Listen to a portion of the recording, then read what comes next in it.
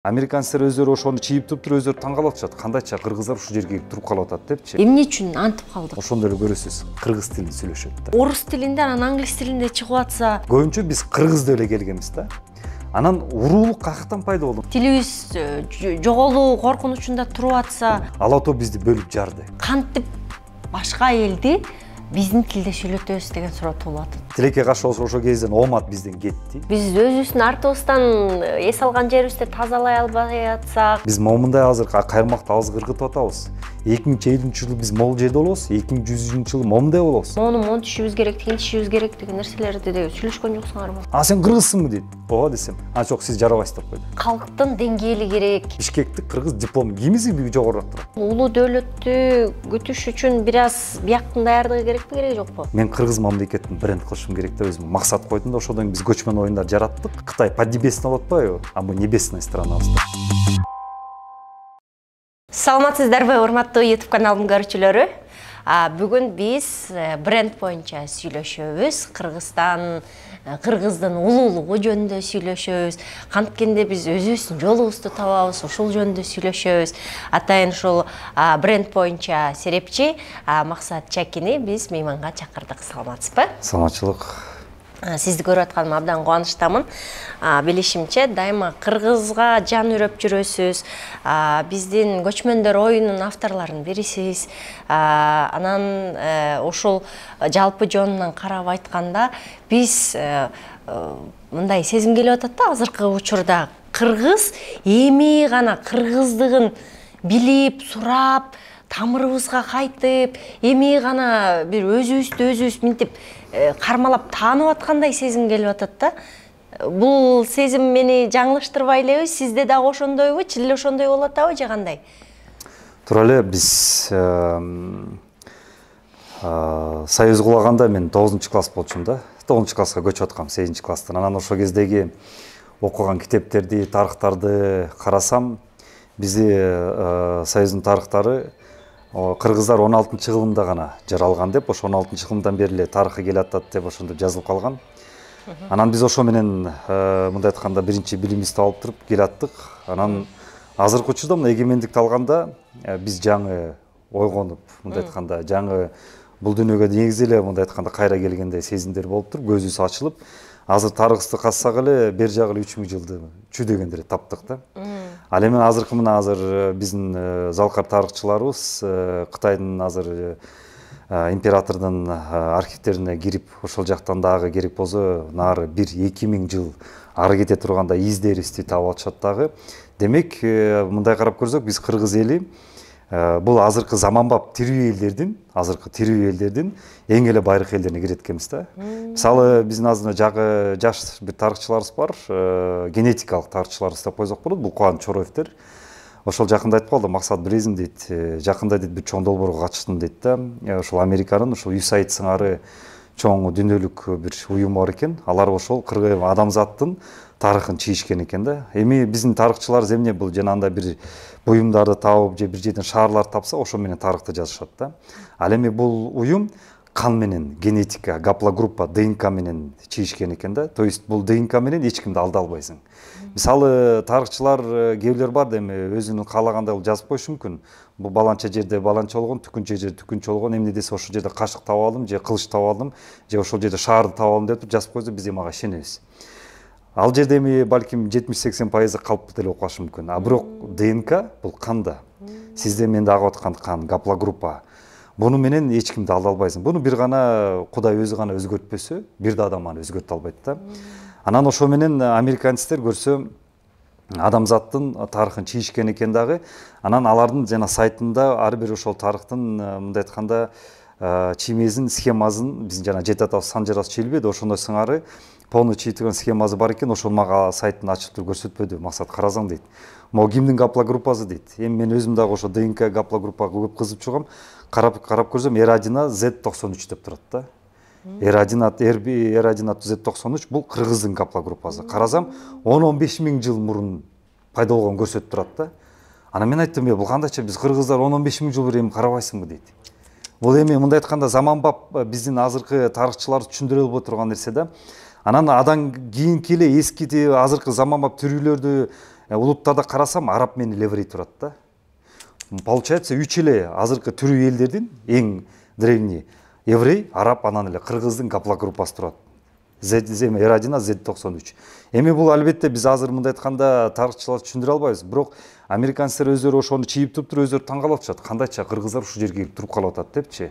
Демек азыркы түрүү элдердин ичинде эң эле мындай айтканда эски элдердин бирибиз. Мисалы көп эле айтып келишкен бизге ушунда сиңирип келген кытайлар эскирээк депчи. Алардын тарыхы бери жагы эле 5-10 миң жыл эме деп.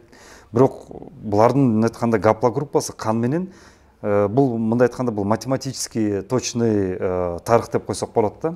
Дагы айтам, буну бир да адам өзгөртө албайт Кудайдан башка.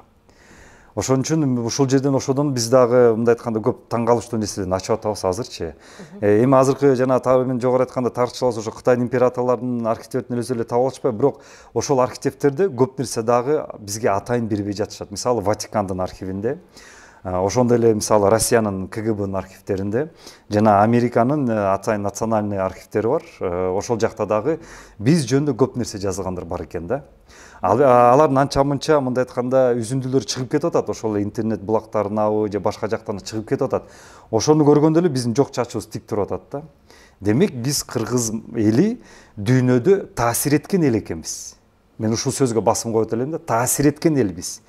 Бизди буга чейин эмне деп айтып келишкен? Биз буга чейин кыргыздар башкаларды ээрчип келген деп эл деп айтып келишкен. Жок, көрсө андай эмес экенбиз.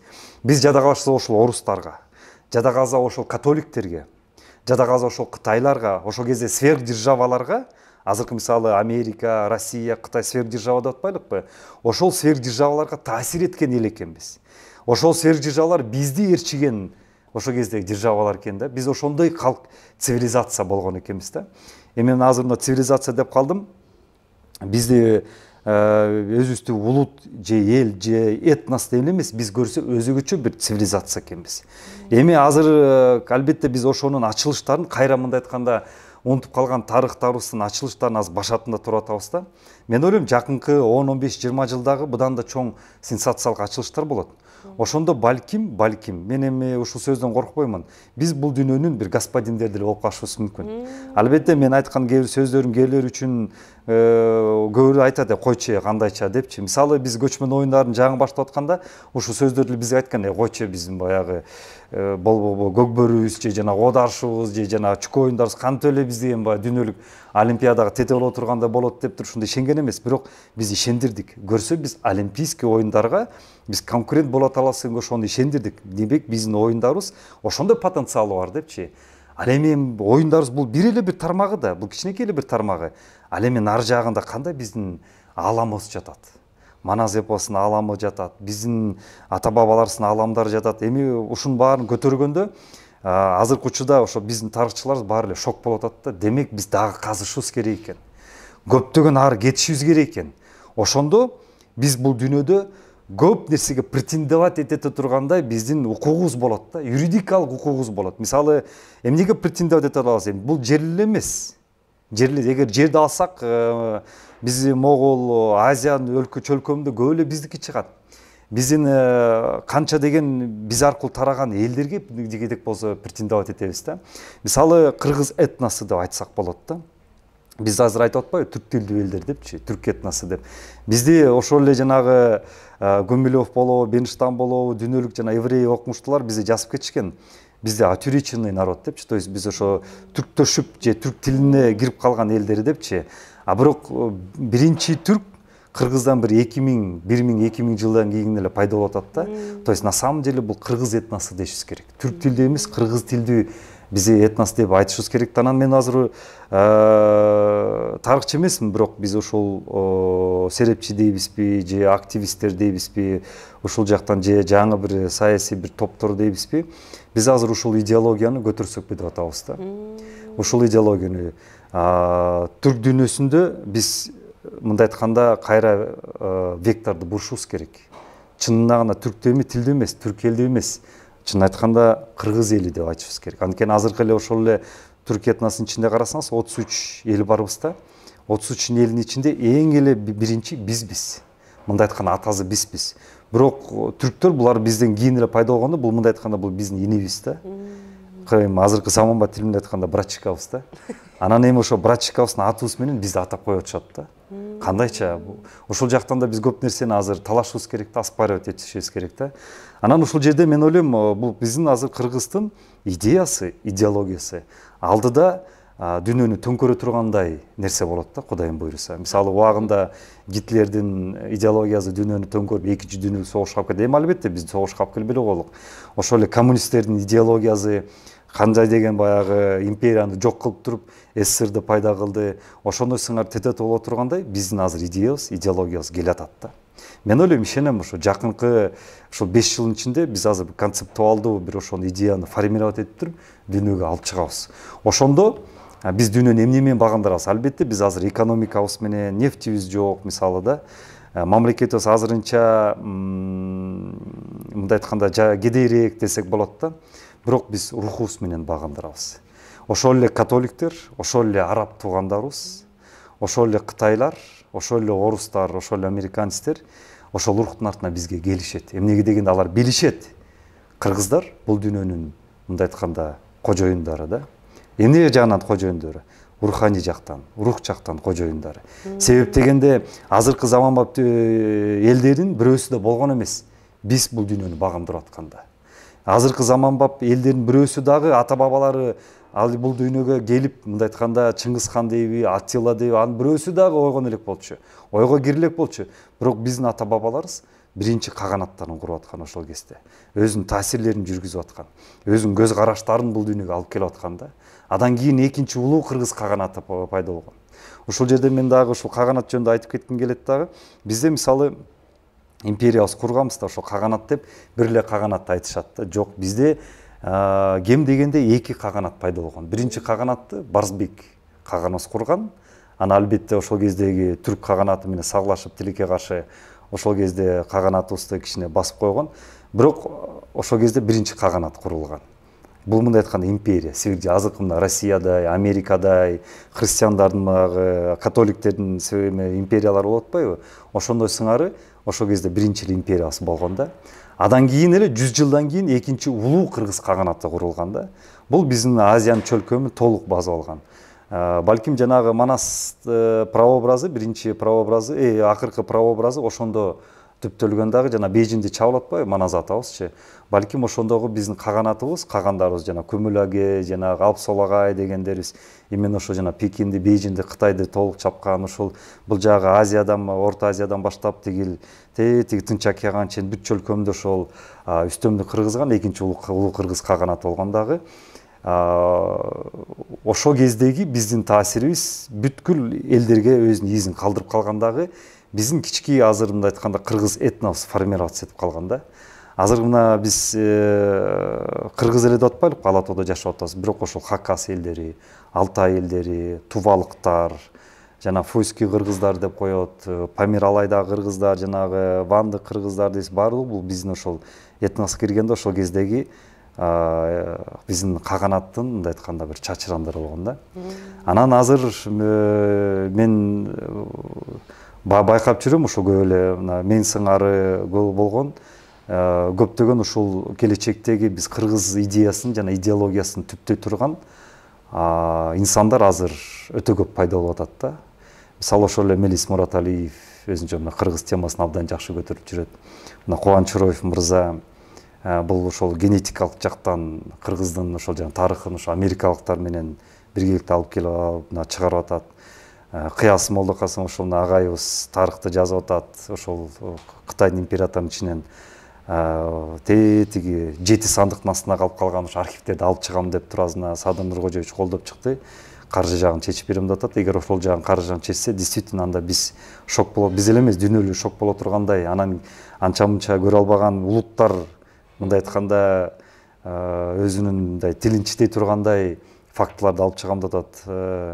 Ошондой эле мына Табылды Акеров тарыхчы байкебиз мына Орто Азиянын ичинде деле биздеги үстөмдүгүбүздү жүргүзгөн ошол азыркы көптөгөн фактылар чыгат. Анан мен ойлойм, ошонун баарын биз азыр бир мындай структурировать этишибиз керек да. Бир структурировать этип туруп, анан аягында эмне менен алып чыгышыбыз керек, эмне менен чыгышыбыз керек. Ооба эми тарыхко бул өткөн чак. Бул ата бабалардын жасаган иштери да, аларга рахмат айтышыбыз керек. Аларга таазим этишибиз керек. А бирок заманбапта биз, мына сиз, мен эмне кылышыбыз керек? Биздин миссиябыз эмне азыр? Мына сиз отурубуз, мына Жакшынакай ушундай медиа чөлкөмдө сонун проекттер алып чыгып атасыз. Мисалы, Жакшынакай мына Кыргызымдан Укура каада балыктарын болобу алып чыгам деп ушундай бир медиа каналды ачып атасыз. Мисалы, мен өзүм тармагымда ушундай бир долбоорду алып баратам. Ошондо биздин азыркы заманбап мына Кыргыз Республикасы биздин эми миссиябыз эмне? Өткөндөгү Маназ атабыз, ошол эле биздин Барсбек кагандарыбыз, ошол эле Алымбек Датка болобу, Баар Курманжан Датка болобу, алардын өзүнүн убагында улуу тарыхтарды алып, улуу кадамдар жасап, алардын миссиясын аткарып кетишти. Эми азыр биз ушул учурда суроо жаралып жатат да, биз ушул Кыргыз Республикабыз, мамлекетибиз эмнеге ушул түздүк? Сиз, мен, ушул жигиттер же башка кыргыздардын 6 миллион кыргыз барбызбы? Эми азыркы заманда миссиябыз эмне? Жөн эле беш бармак жеп эле кымыз ичип калып эле кетип калыш керекпизби? Же жөн эле ушул жана антканда кафелер, ресторандар отуруп эле кетип калышыбыз керекпи деген ушундай бизде азыр суроо жаралып атат да. Мен ойлойм, биздин миссиябыз эми келечектеги 3-чү каганатты тургузушубуз керек. Менин жеке оюмда да. 2 каганат буга чейин болгондон кийин 1000 жыл мурун. Эми биз 3-чү каганатты тургузганга багыт алышыбыз керек. Эми каганат дегенде сөзсүз база алуу эмес, жок. Мындай айтканда аскерий экспансия эмес, жок. Биз кыргыз өзү бул энергия калкпыз да, энергетик калкпыз. Эмнеге дегенде биздин ичибизде постоянно ушул энергия бурганактап турат да. Муну мына акыркы 3 эле революция далилетти да. Кыргыз өзү негизи аскери элбиз да, постоянно биз жогорутулда жүрүшүбүз керек да, постоянно салгылашта жүрүшүбүз керек, постоянно бир жерде мындай айтканда бир жер мамлекеттер чаап алышыбыз керек же база алышыбыз керек, ошондой калкпыз да. Ошондо биз бактылуу болобуз да. Ошондо биз мындай айтканда Кыргыз өзүнүн жашоонун бир кереметинде жүрөт да. Анан бирок акыркы кезде мына 100 жылда биз ошол токтоп калбадыбы? Мына 45-жылда акыркы согуш болду. Биз жанагы Панфилов баатырларыбыз, Чолпонбай Төлөбердиев, Шоңгу Шопоковдор карабайсызбы? Биринчи дзотду жаап атат. Эмнеге дегенде ошол энергия бизде бар да. Биз мындай согуш болгондо Кыргыз кайра ошол жерден ойгонот дагы. Биз жанагы возбудительный ошондо бир состояние болобуз дагы. Биз кайра ошол баягы ок канчалык келсе да, кылыч келсе ошого кийин барып атырылабыз да. Кээ бир калктар мисалы штабной калктар деп коет. Алар артта жүргөн, баары штабты даярдап эметип жүрөт. Бирок биз именно ошол жерден бактылуу болобуз. Анан акыркы 100 жылда биз ошол токтоп калды. Бурганактан энебиз токтоп калды, анан ички өзүбүзгө направлять эте баштады да. Бул жанагы өзүбүздүн революциябыз. Ак үйдө барып талкалайбыз. Бишкекте мародерство кылдык, тияк бияк кылдык. Өзүбүз деле жанагы эле аскерибиз деле, милиция дейбизби, ошолордун баарын талкалап, биз өзүбүздү мына жей баштадык да. Эми ошол энергиябызды азыр чыгарыш үчүн мен жеке ойлойм, биз азыр 3-чү каганатка максат коюшубуз керек да. Бул кандай каганат? Бул руханий каганат. Эмнеге дегенде биз дүйнөгө эмнеси менен таасир эте алабыз? Эми азыр бизде жанагындай акыркы технологиялар жок. Могул корейлер ойлоп чыккандай же англичандар ойлоп чыккандай моундай смартфондорубуз жок. Жанагындай машина Tesla дегендей машиналар жок. Биз эмне үчүн чыгыш керекпиз? Мен ойлойм, биздин ошол рухубуз менен. Рухубуз деген эмне? Мисалы, бир эле пример, ошо корейлер 90-чы жылдары булар азыркындай өнүккөн эмес болчу. Булар да ошо ойлонушкан, биз дүйнөгө таасирибизди кандай кылып жүргүзөбүз дегенде, булар ошо өзүнүн маданияты менен деп чыгабыз дегенде. Мисалы, мына азыр корейский ресторандар Бишкекте толтура. Мына сиздер корейский косметика менен колдонуп атасыздар. Гужупион айтпай эле коеюн. Гужупиого турмушка чыгам деп биздин кыздарыбыз да мечтать этип кирди. Азыр жаштарыбызды карасаңар, сиз деле карасаңыздар, баарыбыздар корей өзгөчө жанагы подростоктор корейсче кийинип, жанагы прическалары, бүт баары корейче жана кийинген шалбырак көйнөктөр бүт корейче. Мисалы, машиналар карасак, бүт корейский машиналар. Жанагы Gala, Samsung, бүт корейский мисалы да. Бүт карасак эле корейский көрүңүздөр. Буларды ана музыкалар, кей-поп. Музыкалар бүт баары эле корейский музыкалар да. Көрүң, булар таасир. Биз Кореяга азыр эле миграция өлкөлөрүнүн ичинен 4-орунда Корея турат. 1-чи Орусия, 2-чи Түркия, потом Казакстан, балким Америка болушу мүмкүн. Анан эле Корея. Кореяда эң эле көп кыргыз миграциялар көп. Эмне үчүн Малайзияда эмес, эмне үчүн Японияда эмес? Именно Корея, көрдүңүзбүрбү? Кореянын таасири күчтүү. Гангам Стайлды айтпай эле коеюн бул. Көрдүңөр, булар ошо маданияты менен. Ошолдун сыңары Биз деле ошону таасир эте алабыз, кыргыздар. Биз азыр мен ойлойм, биздин азыр идеологиябызды мамлекет ошол нукта азыр иш алып барышыбыз керек. Мисалы, биздин эле кийимдерди азыр көрүп атпайсыздарбы? Ошол эле байра сайра деген ошондой азыр биздин жаңы моделдерибиз кандай сонун нукура заманбап кийимдер салып чыгып атат. Ошону алып чыксак болот. Ошо менен азыр кийиндирсек болот дүйнөбүздүн. Биздин анткени текстилибиз аябай күчтүү. Фабрикабыз бери жагы эле 20-200дөй күчтүү фабрикабыз бар. Ошо менен эле кыргызга нукура окшош болгон кийимдер алып чыксак, жана заманбап кылып алып турупчу, кийим элдер уже кийине баштайт. Көчмөн оюндар көрсөттү таасирибизди. Мисалы, оюндарыбыз көрсө жана футбол, хоккейге тете боло турган, конкурент боло турган оюндарыбыз бар экен. Көчмөн оюндар ошону таасир этти. Мына Туркияда 4-чү оюндар болду, азырында 5-чиси Казакстанда болот. Пожалуйста, биз ошол аркылуу оюндарыбызды да пропаганда кылсак, футбол, хоккейди болду, унуткула. Мына көк бөрү келатат. Мына оодарыш келатат. Шахматтын бир түрү жана 9 корголубуз келатат, мисалы да. Ошону көрсөтсөк болот таасирибиз. Ошондой эле тамак аштарыбыз. Мисалы, азыр биз мына турецкий ресторанда турабыз, кебап-себапты баарыбыз жакшы көрөбүз. Ошону сыңар эле биздин беш бармактарыбыз, курдактарыбызды эле жана өзгөчө биздин ичимдиктерибизди. Мисалы, Раматылык Табылды Бердигулович менен иштеп калдым. Ал мага айтчу эле, максат, менин бир мечтам бар депчи, кыялым бар. Эмне десе, америкалыктар Кока-Коланы дүйнөдө иштирсе, мен шорону, максымды иштиришим керек деген да. Мына, пожалуйста. Бизде бер жагы эле алкоголдук эмес ичимдиктердин 10 түрү бар.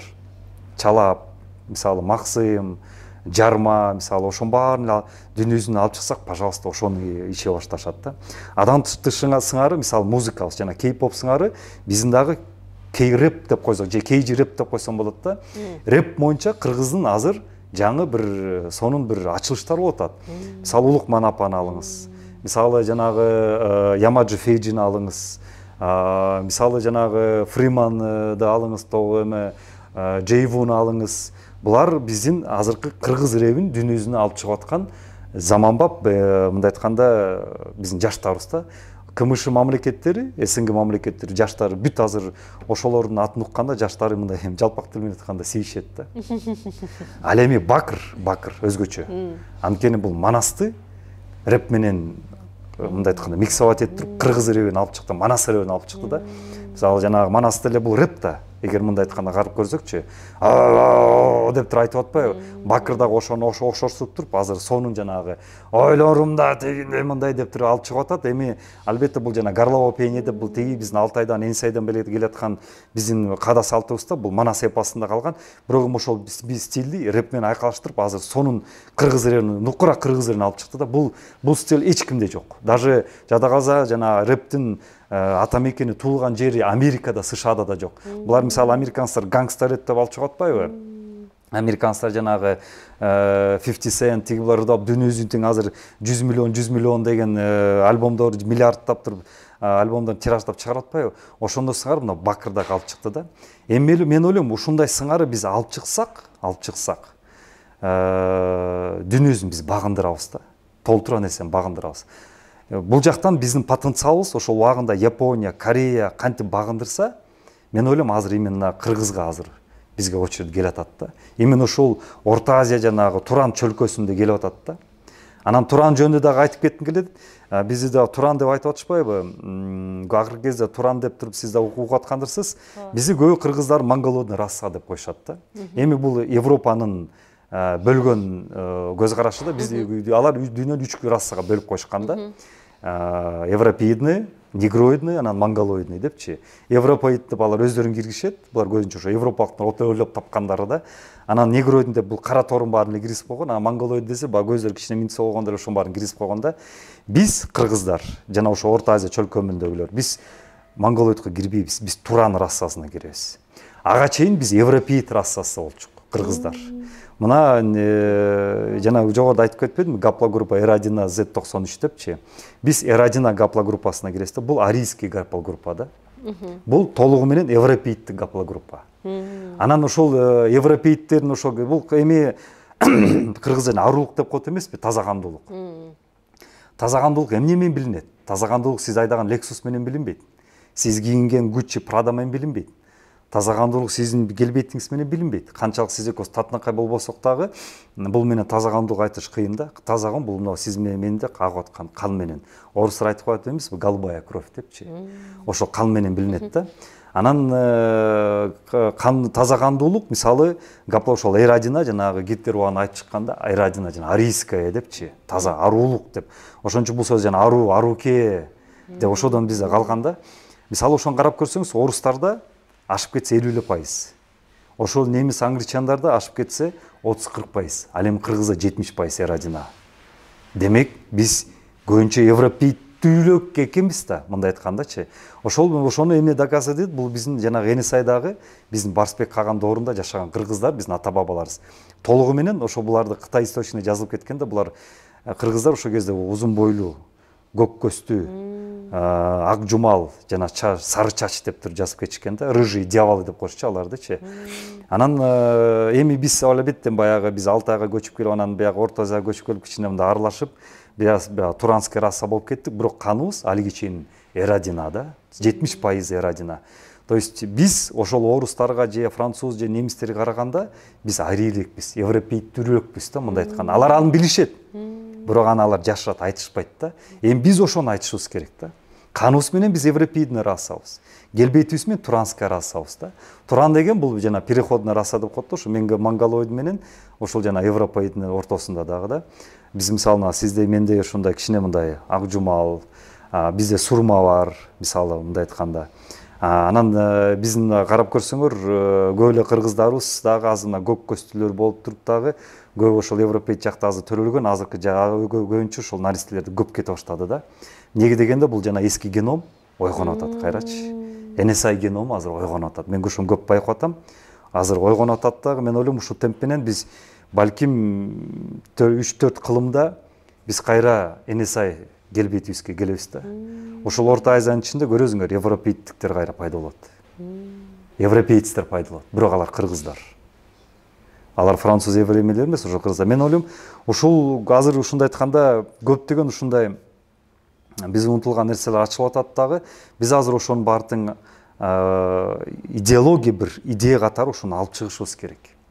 Ошондо мен ойлойм, биз христиандарынбы же дүйнөдө азыр мисалы католиктер башкарат эмеспи? А католиктер ким турат? Ватикан турат. Мисалы биз ошондо балким Ватикан менен тең талашта сүйлөшөбүз. Биз ошондо балким жанагы биз азыр Россия, Орусия деп атпайлыкпы? Биз ошондо Кремль менен тең талашта сүйлөшөбүз. Эми дегенде алар өздөрүн канчалык бийик койгон сайын, балким биз алардан бийигирээк туруп калабыз. Каныбыз менен. Мисалы да, алар ошондо түшүнөт.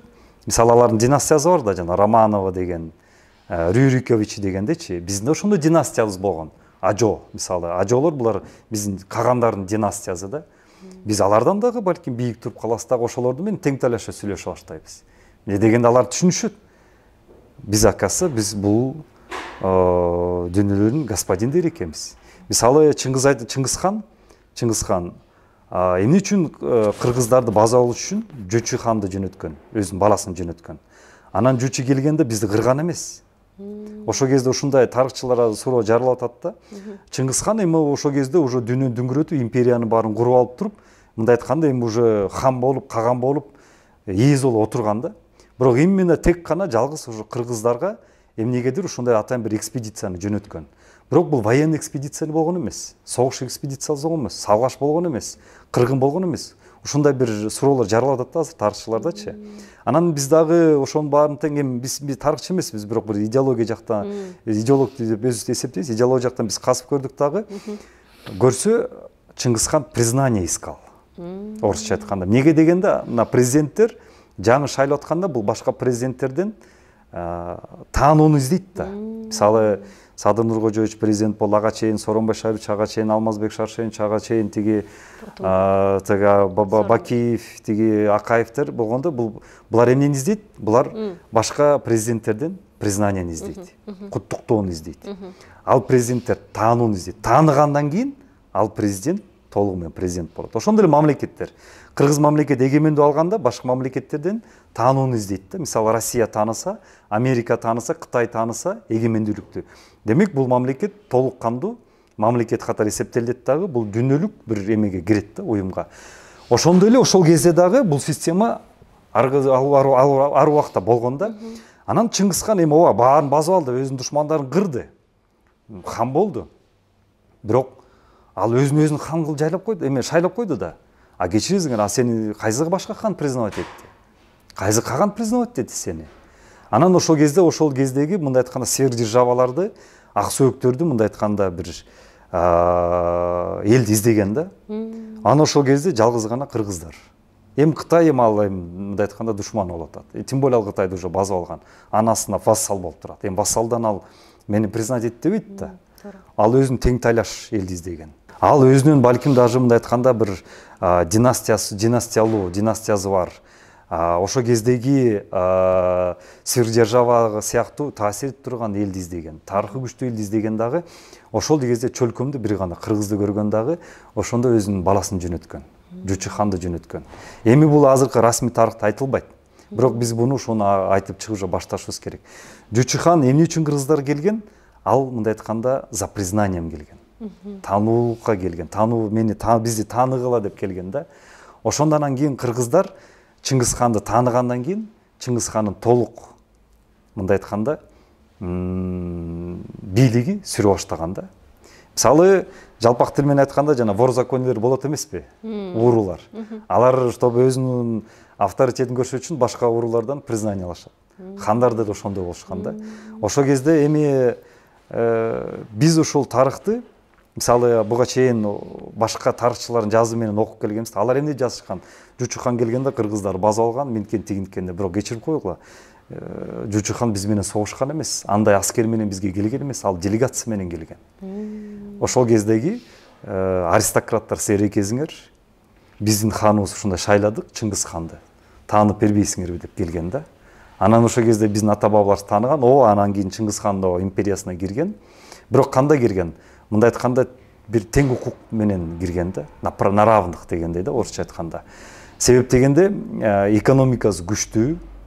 Ошол кездеги производство, жанагы оружейный производство деп коет, курал жарактардын производствосу, өндүрүшү өтө күчтүү болгон мамлекет биз болгонбуз да ошол кезде. Не дегенде ошо Чыңгыз ханда ошо кызыктар болгондо, себеп деген аскердин жабдуктарын көпчүлүгү ошо кыргыздардан алышкан да.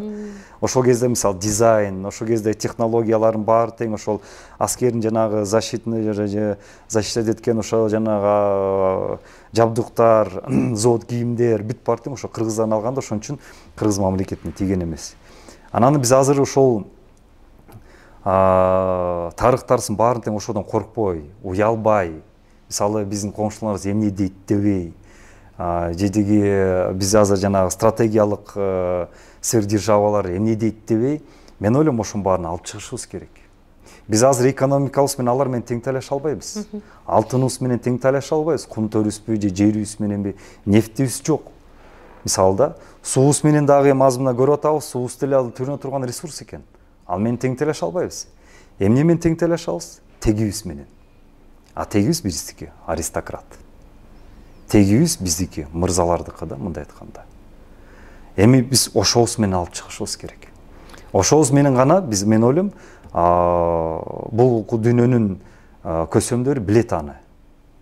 Кыргыздар ким экен. Ошондо бизди Ватикан болобу, Кремль болобу, Вашингтон болобу, Бейжиң болобу бизди кабыл алат деп тең талаш сүйлөшүп башташат. Аябай мындай улуу эл экенибизди, улуу держава болгонубузду, каган болгонубузду айтып, биз кыйынбыз деп мындай төш каккылаганыбыз менен Максат мырза, анан кайсы жерден кантип кыргыз ушундай улуулуктан сынып калды, азыркы майдаланган абалга кетип калды, өздүгүн жоготуп, өзгөнү ээрчиген абалга жетип калды. Эмнеден улам азыркы кыргызды кармап туруп бир сен тиякта ата бабаң момундай кишини сен урпагысың деп айтканга титиң барбайт да. Эмне үчүн антип калдык? Эми мен кыргыздын тарыхын 3 чоң бир блокко, доорго бөлөт элем да. Биринчи 4 доорго да. Биринчи доорубуз бул жаралуу доору, бул биздин заманга чейин. Бул 3000 жыл мурун, 4000 жыл жаңы жаралып, ошол кезде биз кыргыз жаңы төрөлүп дегендей да, катары жаралган доорубуз бул биздин заманга чейинки. Ошол жана Кытайдын тарыхчысы Сымыцан жазып кеткен да. Анан экинчи бул доор, бул улуу доор, бул биздин бул жана кагандар курулган, төрөлгөн, каганаттар пайда болгон, бул ошол Энесай доору да. Анан үчүнчү доор бул менин жеке көз карашым боюнча бул выживание доорусу болду да. Биз выживать еттик да. Сактандык. Неге дегенде, тилекке каршы ошо кезден оомат бизден кетти, дөөлөт кетти бизден. Ырыскы кетти бизден. Бул акыркы 2000-жылда. Бул ошол Чыңгызхандан башталат да, мындай айткандачы.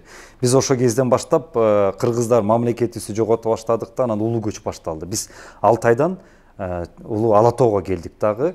Ала тоодо биз көбүнчө жашынып, бекинип келдик. Өзүбүздү сактап келдик. Ушул 2000-2 миңжылдык бул бизди өзүбүздү сактап калуу жылы болду да. Кокту колотууга кирип кеттик. Бирибиз менен даже керек болсо карым катнаш жок болуп калды. Улуттан урууга бөлүнө баштадык. Мисалы, Энисайда уруу деген идентификация жок болчу. Бар болчу, бирок мындай деңгээлде жок болчу да. Көбүнчө биз кыргыз деп эле келгенбиз да. Анан уруулук каяктан пайда болду? Азыр кыргыз уруу аябай азыр 40ка бөлүнүп эле, керек болсо ар бир уруу өзүнчө бир форумдар өткөрүп, конференциялар өткөрүп атпайлыкпы? Азыр мисалы мен Саякмын, Кушчумун же тиги Кытаймын же Сары Багышмын деп мактанабыз да. Ушул мактануу каерде пайда болду? Ушу Ала тоо пайда болду. Бөлүнүү жарылуу Ала тоодо пайда болду. Ооба, Ала тоонун бир чоң бир касиети бизге жакшы болду, бул бизди сактап калды. Мисалы, Алтайда, Энисайда калып калган кыргыздар жок болуп кетишти, алар сиңип кетишти да. Бирок ошол Ала тоодо калган кыргыздар биз сакталып калдык да. Ошол геномду биз өзүбүз сактап калдык. Ошол жактан Ала тоонун бизге чоң бир жардамы ушул болду.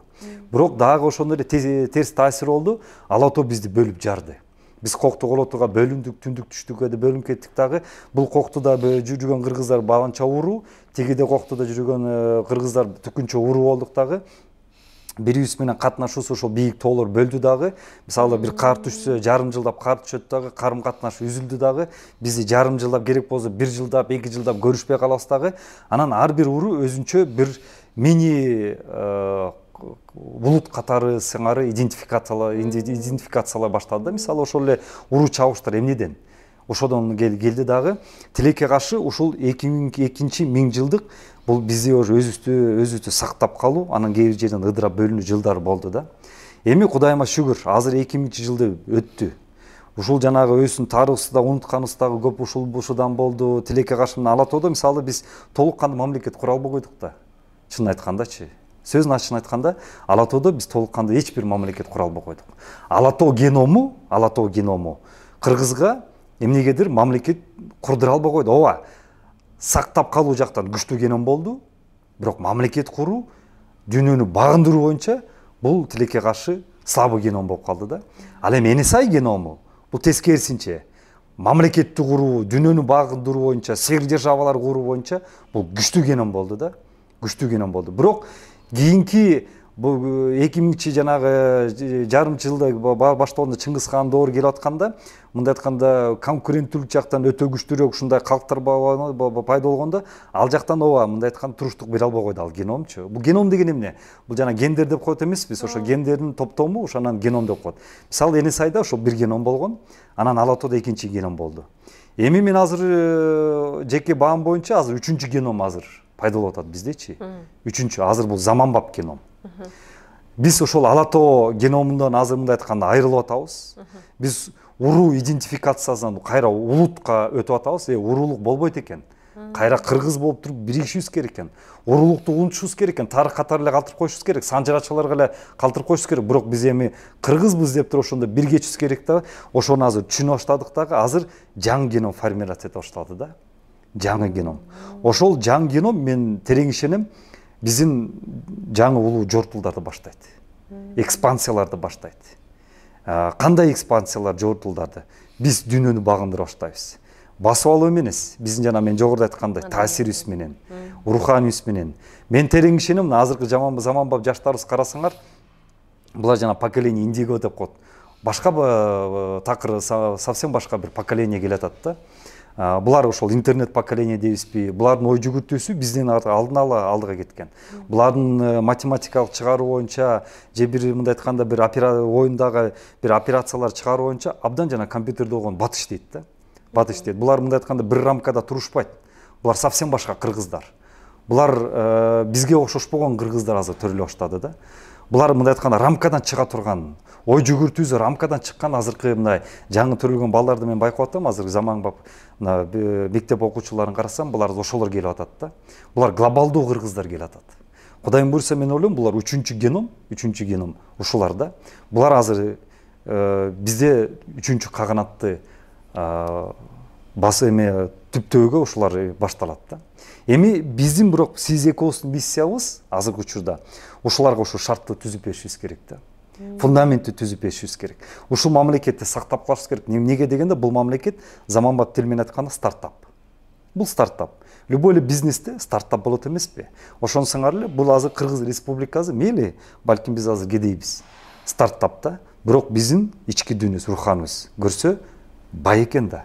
Дүйнөнү багандыртан, дүйнөнү чөгөлөтө тургандай, тизелете тургандай руху бар экен да. Биз эми азыр ошону сактап, биз эми азыр ошону түптөп туруп, ыдырап кетпей, тигил жака бул жака кошулалык деген буга чейин анча-мынчалардын дөдөйлөрдүн сөздөрү болуп атпайбы? Тиги мамлекетке кошулуп кетсек сонун жашайбыз, буларга кошулуп кетсек жыргап калабыз. Ошондой маңкурттарга берилбей, кандай болсо дагы ушул мамлекетибизди сактап туруп, болушунча күчтөп, түптөп туруп, анан биз ушул поколениеге өткөрүп берсек, мен ойлойм, биздин ошондой үчүнчү мына азыр оматыбыз келе аткан доор ушулардан башталат да. Биздин улуу доорубуз башталат да. Ошондо биз аны буга чейин англис тилин биз азыр кандай сүйлөп атсак, эл аралык мисал тил деп, же орус тилин, ошондо эле көрөсүз, кыргыз тилин сүйлөшөт да. Кыргыз тилин сүйлөшөт. Неге дегенде бизде ошол эл аралык тил айланабыз да, жакын арада. Ошондо көрөсүз, мисалы Америкага азыр көп умтулуп атышпайбы, Америкага жашайм деп. Бизге келип туруп умтулушат, Кыргызга келип жашайбыз депчи. Аябай мындай биресе ооба деп мындай үмүт арткың келип атат, биресе ишенбей калып атасың. Ишенбей турасың да. Ишенбей турасың. Өзүбүздүн урпактарыбыз, өзүбүздүн балдарыбыздын тили орус тилинде, анан англис тилинде чыгып атса, тилибиз жоголуу коркунучунда туруп атса, анан кантип башка элди биздин тилде сүйлөтөбүз деген суроо туулуп атат. Тилди сүйлөтүш үчүн мен ойлойм, бул жерден эки фактор керек да. Ооба, бул биринчиси, мен айтып атпаймынбы, таасир. Мисалы, эгер биз азыр момундай смартфондорду жарата баштасак, заманбап технологияларды жарата баштасакчы, биз өзүбүздүн тилибиз менен атай баштайбыз. Мына буну смартфон деп атпайлыкпы? Эмне үчүн смартфон? Анткени буну англичандар, ушу англосаксондор жаратты дагы. Булар смартфон деп өзүнүн тилинде атады. Ноутбук мисалда. Алар бул англосаксондор жаратты да. Ошон үчүн булар өзүнүн тилинде ноутбук деп аташты да. Эми мына Кудайым буйрса, биз кыргыздар дагы ошондой сыңары бир жаңы нерсени ойлоп тапканда, биз эми смартфон, ноутбук дебейбиз да. Бул өзүбүздүн тилибизди атайбыз. Өзүбүздүн тилибизди атаганда, мына, пожалуйста, уже терминдер кете баштайт дагы. Ошентип мына биздин жанагы таасирлер кете баштайт. Кыргыз негизи эле биз азыр кыргыздар өзүбүздүн дүйнөсүндө келечекке бир кыргыз таасири деген бир доктринаны иштеп чыгышыбыз керек да. Ошол доктринанын ичинде мына ушулардын баары жатыш керек да. Мисалы жанагы улуттук оюндар айтпадыкпы? Мына азыр улуттук оюндар көрөсүңөр, мына көк бөрү болобу же башкалар болобу, булар дүйнөнү багындыра баштайт. Келечек, жакын келечекте. Ошондо мына бүт жактан сумо деле, мисалы сумо, карате, булар ошол кытайлардын же жапондордун улуттук оюну атпайбы? Буларга спорт болуп туруп, мына биз азыр мына балдарыбыз карате заниматься этип туруп, ошолордун тилинде жана кокусункай, мокусункай деп айтып атып туруп, ошо таасир келип атпайбы? Тойота, майота деп көрдүңөрбү? Биз дагы ушундай продуктларды, биз ошол жана мен айтканда мун, жаңы келе аткан ушундай продукттар жаратат дагы. Эми албетте бул жакынкы 5-10 жылда болбойт. Балким жакынкы бир ушул кылымда башталат дагы. Ошондо биздин таасир болот, анан биздин сөзүбүз уже кете баштайт. Биздин сөздөрүбүз, сөздүгүбүз ошол башка улуттарга таасир этет, биздин сөзүбүз менен сүйлөй баштайт дагы. Кыргыз тили уже орусча айтканда хочешь не хочешь, биз менен уже сүйлөй баштайт. Биз мисалы орусча эмнеге сүйлөдүк? Анткени биз орустардын составында болдук. Бул СССР болобу, ага чейин Россия империясында. Биз азыр эгемендүүбүз. Эми мына өзүбүздүн тилибиздин таасиринде. Эми сөзүн байытуусу бизде терең булак жатат. Мисалы, орустарда же англосаксондордо андай булак жок. Ал булак бизде бар. Бул манас эпосы. Манас эпосунда жана анахронизмдер деп коет эмеспи? Бул унутуп калган сөздөр. Мисалы, сиз азыр эгер саякпай архаизмдер, кечирип коесуңар, архаизм сөздөрү, мисалы, унутуп калгандар. Эгер азыр жанагы Саякбай Каралаев азыр Раматылык атабыз келип туруп айтып атса, сиз аны уксаңыз, бир балким 50%-ын түшүнбөйсүз да. Мен деле азыр германасчылар айтканда бир 50%-ын түшүнбөйм. Анткени ошо архаизмдер көп да. Бул унутулуп калган сөздөр. Эми ошол архаизмдер азыр казсаңыз, жана канча деген сөздөр жатат, миллион сөздөр жатат. Ошолорун биз азыр ошол жерде айтканда эле булакта алып туруп эле, Кудайым буйрса мына биздин жаңы технологияларды биз жарата баштаганда бизди ээрчишет. Биздин тилибиз менен сүйлөй башташат. Бирок биз ага чейин дагы биз бул жанагы технологияларды күтпөй, мен жогоруда айткандай, биздин маданиятыбыз менен багындырып баштайлык. Сүйлөттүрүп баштайлык. Мына көчмөн оюндар кетти. Көчмөн оюндардын ошол жерден биздин бир чоң ошибкасы ошолду да, биз регламентке жазып коюшубуз керек эле да. Кыргыз ошо оюндар кыргыз аты менен аталсын депчи, мисалы. Тилекке каршы ошолун баарын тең биз азыр упускать этип койдук дагы, бирок эми азыр деле кеч эмес. Ошо менен мына көрдүңөрбү, азыр Казакстанда тек гана кыргыз тилинде ачылышы өтсүн деп регламентке жазып койсок, казактар али жок, кыргыз тилинде ачылыш аз эми кыргыз тилинде өткөрүшү мүмкүн. Мына, пожалуйста, бир инструмент. Мисалы, көрдүңүзбү? Ошентип эле биз ошентип эле багындырсак болмок. Бирок тилекке каршы ошону мисалы азыр Дибилианс. Кечээ Дибилианс сонун концерт бербедиби? Жакын арада мына Дибилиансты дүнү жүзүндө 3-4 миллиард просмотр болот. Демек, 3-4 миллиард балдар, кичинекей балдар, наристелер көрүп атышат да. Алар ээрчип атышат Дибилиансты.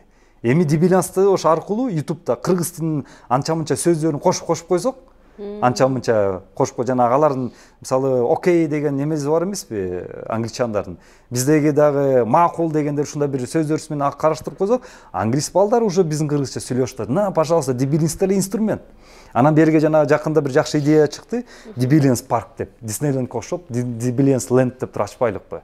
Именно ошол кичинекей балдарга ошондой эс ала тургандай килтеген бир Диснейленд сыяктуу парк ачпайлыкпы. Анан ошо Дибилианс тартса десе, мен абдан сонун ушул идеядан туура көрдүм да. Мисалы, жаш балдар эс ала турган ушундай Диснейленд сыяктуу жок могу КМШ мамлекетинде, даже Азияда жок. Мисалы, сиз балаңызды кайка алып барасыз эс алдырганы? Баягы эле Анталия.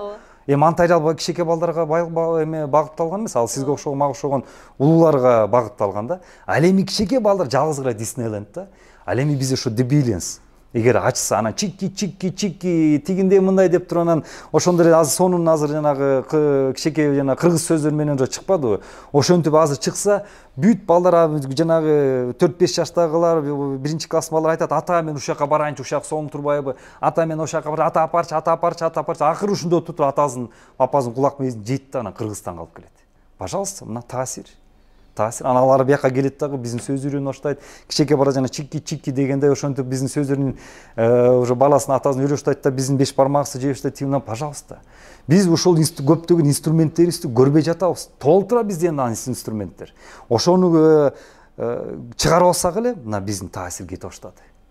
Ошол американецтер биздин сөзүбүздү сүйлөп баштайт. Мына орустар, окемдер бизге келип калбады, айла жок. Согуш болуп. Айла жок биздин кыргызча сүйлөп атпайбы? Айла жок бизди мактап атышпайбы? Мына, пожалуйста, мына ким ойлады эле ошентип? Орустар бизге мындай айтканда көз артып калат деп. Ну, пожалуйста, доказательство. Биз ошентип өзүнүн таасири, албетте дүйнөлүк масштаб сразу эле байым этпейбиз. Бирок ошентип биздики кетип баштайт.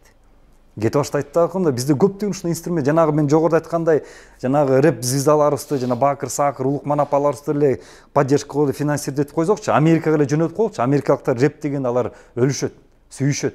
Пожалуйста, жаштарыбыз ошо кыргыздар багындырат дагы, бүттү, американец рэп бул балдар каяктан келди дейт. Кыргызстан десе эле бизде америкалыктар өздөрү эле кирет деп, биздин жанагы кыргызча рэп сүйлөбүздөр, жана Gangnam Style деп туруп тиги корейче үйрөтүп койбоду. Мына Сизекос эле ырдап калды Gangnam Style депчи. Алар дагы уже кыргызча ырдашып башташат. Кыргыз тилинде сүйлөшүп баштады. Неге дегенде, биздин негизи кыргыз тилибиз рэпке абдан жакшы да. Биздики кыска нуска да. Өзгөчө таласыктардыкы. Баратыр келатыр дегенде мындай дегендечи. Биздики ошондой хлёсткий, короткий язык да. Биздики рэпке абдан сонун жатат. Пожалуйста, американецти ошентип эле багындырабыз. Көрдүңүзбү, ошон үчүн багы мен айтып атканым, мен жеке ошо руханий каганатты таасирибизди ошентип эле кура баштайбыз. Кыргызды ошентип эле багындыра баштайбыз. Биз ошол маркетинг инструменттерибизди биз көрбөй жатабыз да азырчы. Мындай улуу дөөлөттү күтүш үчүн калктын деңгээли керек, даярдыгы керек, жан дүйнөсүнүн акыл парасатынын даярдыгы керек. Биз өзүбүздүн артыбыздан эс алган жерибизди тазалай албай атсак, элементарно туалет кура албай атсак, жакшырынакай жерлерибизди тебелеп тепсеп, гүлдөрүбүздүн баарын үзүп кетип атсак, сындырып кетип атсак, ошондо кандай деп ойлойсуз? Ошол улуу дөөлөттү күтүш үчүн бир аз бияктын даярдыгы керекпи, керек жокпу? Ал даярдык өзүнөн эле зависит этет. Калкты тарбиялаш керек. Калк тили бала сыяктуу да. Сиз өзүңүз мисалы бала чакаңызды үй бүлөңүздү тарбиялайсыз да. Бала чакаңызды кой берип койсоңуз, бала чакаңыз эмне гана тентектик кылбайт да. Бирок эгер балаңызга жакшы сөз айтып, насаат айтып, мындай тигиндей бол, мындай кыл, тигиндей кыл же, мисалы кашык вилка менен же, мисалы колуңду жуу, тамактын астына десең, бала ошентип үйрөнө баштайт. Калкты да ошентип тарбиялаш керек. Буну идеология деп коет да. Биздин мамлекет тараптан госсекретардын деңгээлинде өзгөчө госсекретардын деңгээли, госсекретардын ошо негизги полномочиясы ошол да, негизги максаты, алардын талабы ошол да.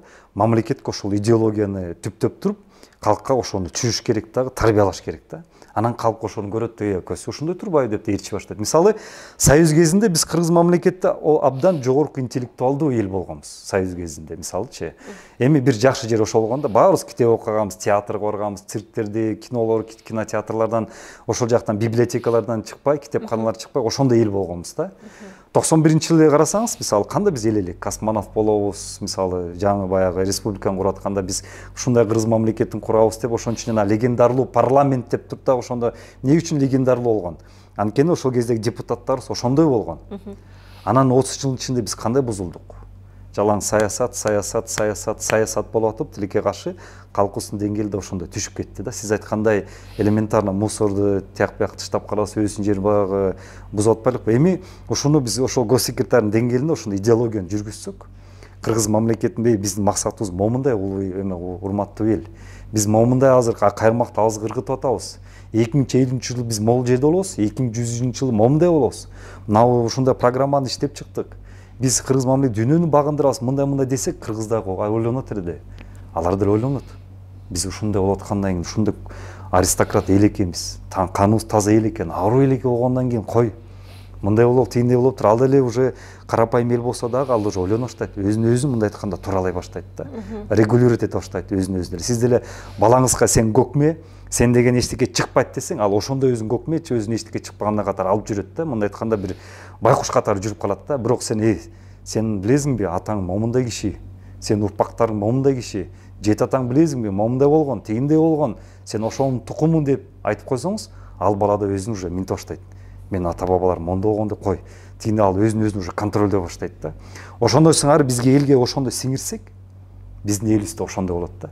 Тилекке каршы акыркы могу 25 жылда жалаң ушундай саясат жылдары болду да, бизге элге ушундай айтканда бир маңкурттук идеологияны сиңиришти да. Неге дегенде, эл канчалык маңкурт болсо, ошончолук маңкурт добуш берет да. Анткени ал кандидат өзү маңкурт кандидат да. Ада о акча бар, бирок анын акыл деңгээли тилекке каршы алыс эмес. Эгер ал ошончолук маңкурт эл болгон, маңкурт кандидат болгондо, ага маңкурт элдин добушу керек да. Ошон үчүн 25 жылда атайын ошонун үстүндө ушундай баягы саясат болгондо, идеология болгон. Тилекке каршы ошон үчүн биздин элдерибиз эмне болсо да кепте биздин балабыз болчу деген ушундай деңгээлге түшүп калды да. Ал эми 91-жылдары жана легендарный 92-жылы легендар парламентти ким шайлады? Аң сезими өтө бийик кыргыз эли шайланган да. Бирок ошол 92-93 жылдан бери тилекке каршы абдан эле түшүп калдык да. Анан мен ушул жерден каалайт элем, ошол биздин госсекретарыбыз, мамлекетибиз ушул жактан иш алып барса, элдин аң сезимин тарбиялоо жактан мен ойлойм бир 5 жылда эле биз тарбиялап койсок болот.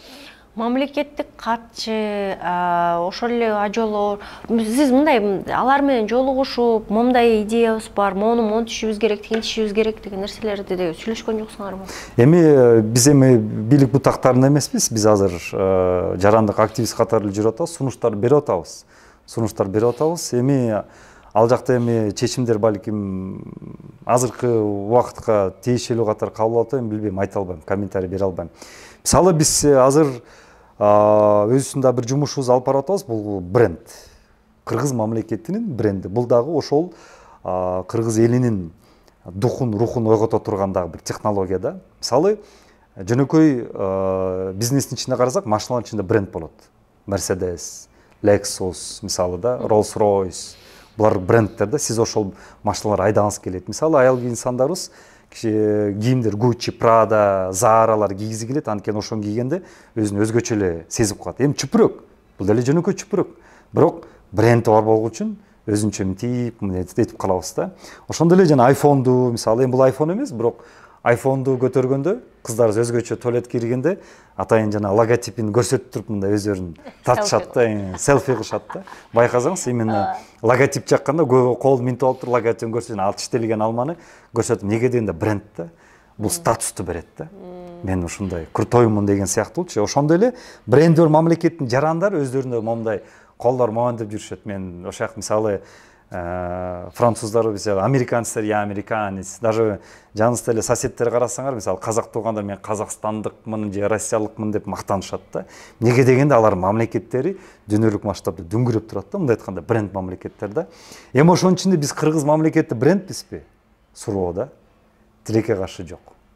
Мисалы, мен жеке өзүм практикамда мындай болгондо, чоң бир жакынкы мамлекетте бир холдинг нефтяной компанияга бир директор жумушуна вакансия чыгып калды, мен барып калдым.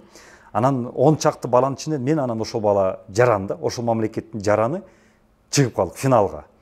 Экөөбүз тең чыктык да. Мен өзүмдү мактабайм, бирок ошондой болуп калды да. Бул эми 10-15 жыл мурун болгондо окуяда. Экөөбүз мындай тең финалдабыз да. Анан тиги генеральный директор карап туруп, экөөбүз кыйбайт да, буну тандасам тиги экөөбүз равныйбыз да, мындай айтканда экөөбүз Lexus болуп турабыз да. Анан тигинде мындай суроо, баарына тең экөөбүз бир жооп берип атабыз, эми ушундук жооп берип атабыз, эми анан акыры бир суроо берди да, кай жактын кулунусуңар деди. Ал ойлоду ошол мамлекетти деди, бул чет өлкөдө болуп атканда. Анан тиги эле өз мамлекетин айтты, ошол мен болсо Бишкектемин дедим да. А сен кыргызсыңбы дейт. Ооба десем. А жок, сиз жарабайсыз деп койду. А эмнеге десем, жок, сен вы же киргизы там, сен жарабайсың, вы же киргизы тияк бияк деп туруп. Ошол кезде мен түшүндүм да. Биз көрсөк кыргыздар, мисалы, ошол мисалы азыр ойлоп көрсөңүз, мисалы Москвич диплом менен бүтүлүп келди. Анан Бишкектик кыргыз диплом кимиси жогорураак турат? Албетте Москвич. Же Нью-Йорктон бүтүп келген диплом кыргыздан келбек. Бирок экөө тең. Нью-Йорктун диплому бийигирээк. Ошондо мен түшүндүм да, канчалык мен кыйын болбойм, өзүмдүн төшүм каккылабайын, манас атам тукуму дебейин.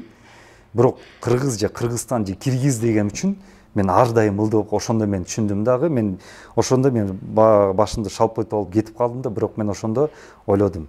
Мен кыргыз мамлекетин бренд кылышым керек деп өзүм максат койдум да, ошондон биз көчмөн оюндар жараттык. Эми азыр мына кыргыз мамлекетинин азыр брендин дагы программасын иштеп чыктык дагы. Ошонун үстүнө азыр биз катуу иштеп атабыз. Мына жакында Оштукун жасап бердик, Чаткалдыкын жасап бердик. Азыр мына кыргыз мамлекетинин Skyland деп, асман эли, асман өлкө, асман мамлекет деп азыр ошону жасап бердик да. Мисалы Кытай поднебесный болуп атпайбы? А мы небесная странабыз да. Надо будет бийигирээк. Неге дегенде ошол эле Кытайдын источниктери калган. Биз Кытайлар өстүр айткан, биз асман тоолоруна барып, асман элин көрүп, асман жоокейлери менен салгылашып, асман аттарын көрүп, асман жеринде жүрүп келдик деп Кытайлар өздөрү жазып кетишкен. Манас эпосунда жазган. Ошол эле Манасты карасаңыз, ман асты оштурасыз, асман деп турат. Анан ошону биз азыр англисче Skyland деп, небесная страна, асман мамлекет деп азыр ошо бренд азыр алып чыгып атабыз да. Биз дүйнөсүндө ошол Skyland деп, асман эли, сиз мына асман кызысыз. Мен жоготуп аткан мына арулук, эродина, арийская кровь. Көрдүңүзбү, ошонун баардыгын ошо түптөр аристократ деп ошонун үчүн айтып атканым ошол да. Биз асман элибиз, аристократ элибиз, аруу элибиз. Эң сонун рахмат Максат мырза. Чынында эле мындай элдердин көкүрөгүндө бир үмүт сеп, биз бийиктей алабыз, биз кыйын эл болобуз деген азыркы тапта бизге абдан керек болуп аткан, бизге муктаж болуп аткандай сонун мотивациялык сөздөрдү айттыңыз. Биздин эфирди көргөн ар бир кыргыз балким жанданар, балким каны кайнап чыгар, балким ичиндеги бир уктап жаткан кыргызы ойгонор. Эртеңки күнү чынында эле ар бир партиянын туусунун алдында туруп алабыз, же бир кайсы бир биздики эмес болгон бир идеологиянын алдында туруп ээрчип алабыз. Чындыгында кыргыздын туусунун алдында туруп, кыргыз болуп биригүү заманы келди окшойт. Келип бергениңиз үчүн терең ыраазычылыгымды билдирем. Ишиңерге абдан чоң ийгиликтерди каалайбыз. Чынында биздин эфирди балким мамлекет тарабынан көрүп кала турган болсо, даанышар сиздер менен дагы көп нерселерди биргеликте жасайт чыгарсыңар деген ойдомун. Урматтуу YouTube каналымдын көрүүчүлөрү, сиздерге кызыктуу болду деген ойдомун. Пикирлериңиздер болсо, каалоо тилектериңиздер болсо, сөзсүз түрдө комментарийге жазып коюңуздар. Биз менен Максат Жаке болду. Кайрадан көрүшкөнчө сак саламатта аман туруңуздар.